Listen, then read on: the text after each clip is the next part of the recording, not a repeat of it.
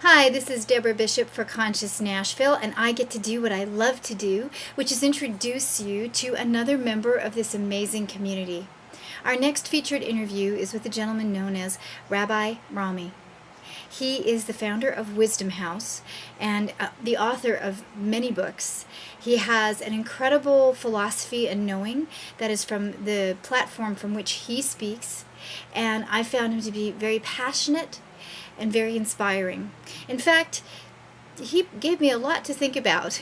So I invite you to enjoy Conscious Nashville's interview with Rabbi Rami. So, Rabbi Rami, thank you for being here and meeting with me on behalf of Conscious Nashville. We really appreciate your time. And I would love for our members to have a little bit better understanding about who Rabbi Rami is. So, how did you get to be where you are today? I'd like to have a better understanding of who Rabbi Rami is. Interesting. That's usually the answer to the question. Yeah, right? I'm always discovering who Rabbi Rami is. You know, on the one hand, Rabbi Rami is a facade, right? You know, it's just a title. It's a brand at this point. What I am is a seeker.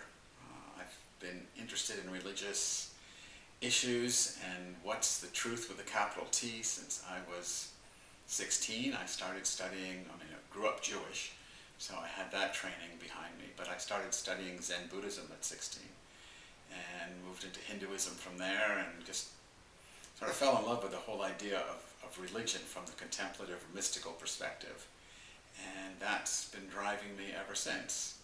At this point in my life, I am a rabbi, obviously, so I still have a very strong Jewish connection. But in addition, I have been initiated into the Ramakrishna order of Vedanta Hinduism, and I have strong connections in the Sufi community and in the Buddhist community. So, and actually, I'm a friend of the Daughters of Wisdom, which is an early 18th century order of nuns, Catholic nuns, who have centers around the country, and I'm affiliated with one in Connecticut. So I'm very eclectic. I'm interested in experiencing the divine in as many forms as I can. So I am a seeker of sorts, and the reason I would say of sorts is because, I don't know, if I say I'm a seeker, then it looks like I'm actually looking for something out there somewhere. But I don't think there's anything out there. I think that God is reality. And so I'm experiencing God all the time, within and without. I mean, this is a conversation between, two manifestations of the divine, utilizing technology, which is also a manifestation of the divine. So there's nothing that isn't God. So I'm really not seeking something I haven't got, but I'm constantly forgetting the reality that I know is there. So I'm on a quest to remind myself what really is, more than seek something that I'm not really in touch with. Do you think you were born with this idea, or how did it come to be for you as a child? Well, I don't know what, you could say it's karma or something like that, but I don't know if I want to go into that. But no, I don't have any idea what drove me to this path. When I was in high school, I took a course with these two teachers who had gone to India on a grant to learn about what they called Asian civilization, and they came back and taught this class, and I took it, and because I liked them, I liked the teachers, and I took their class, and I just fell in love with the subject. How come? I don't know. And then during that period, I started serious meditation practice, at least I thought it was serious, and had some experience of a all-encompassing oneness of which we are all a part.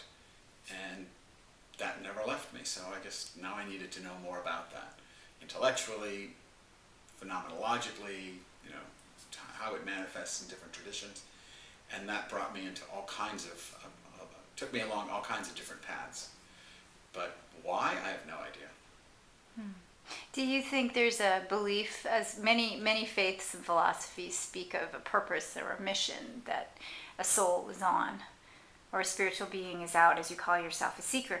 Do you think that there is any truth to the concept, because it's all conceptual in the end, right?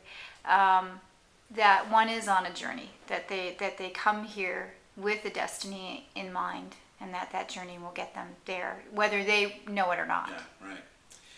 As a concept, no. What reality is, I haven't got a clue. But I have a different concept. So the idea that I'm a soul, on a, what do they say?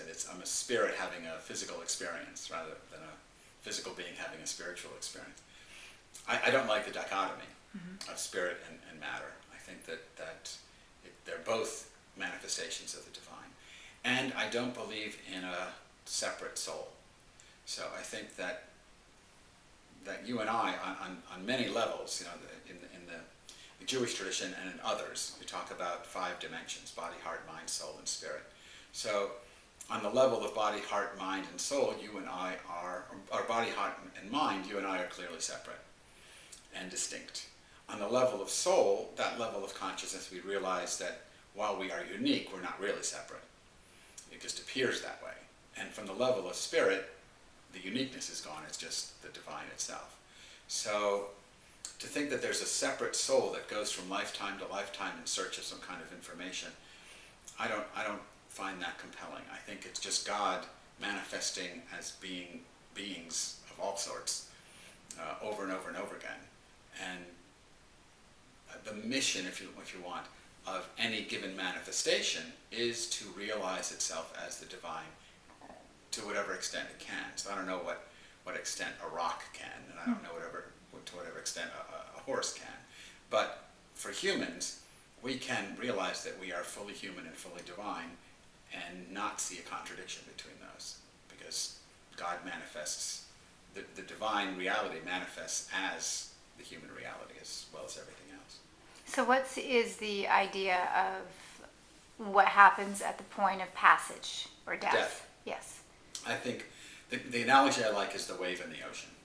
So where does the wave go when it is taken back into the ocean? It doesn't go anywhere, because it really was just the ocean anyway. So there's no passage. It's simply an awakening. The dying process is an awakening to who you really are.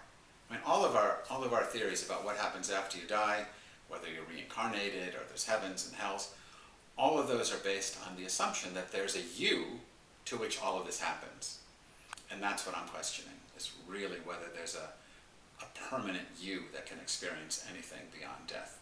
That who I am at this moment is a temporary manifestation of the divine. And when this body and all the things that are associated with it dies, the divine that manifested is no less, and it just manifests other bodies elsewhere. So I personally just have no need for a soul to experience any future life or any afterlife. And then when you do think about future lives and afterlives, there's always that egoic element. I mean, in my classes at MTSU, I teach comparative religion, and we'll talk sometimes about who's going to heaven, who's going to hell. And students have opinions because they've been taught this. Most of them are from fundamentalist Christian backgrounds. And when you get into it, it has to be you, personally, the egoic you, that experiences heaven or hell, or it makes no sense. If you're going to talk about I'm going to go to heaven when I die, and I'm going to meet my parents again, or my sister who died when she was young, if that happened to you, whatever the situation is, that only makes sense if your parents, as you know them, which means their ego, survives death, their personality survives death, and they're in some place as a recognizable parent that you can then reconnect with when you die.